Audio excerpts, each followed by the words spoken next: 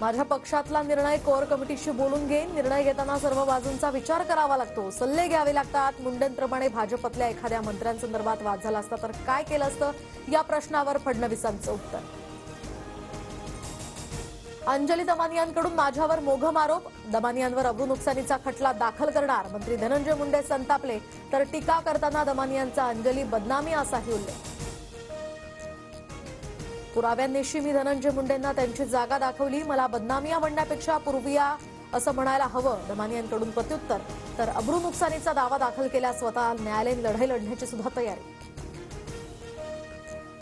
धनंजय मुंडे कृषी मंत्री असताना 350 कोटींचा घोटाळा. टेंडर काढण्याआधीच पुरवठादारांना पैसे दिले. पुरावे दाखवत अंजली दमानियांचा गंभीर आरोप, तर मुंडेंचा राजीनामा घेण्याची सुद्धा मागणी. माझ्या 36 गुंठे जमिनीचा घोटाळा झालाय. सारंगी महाजनांचा धनंजय मुंडेंवर आरोप. मुंडेंनी माझी 36 गुंठे जमीन घेऊन काय त्यांना मिळणार होतं, महाजनांचा सवाल. आष्टी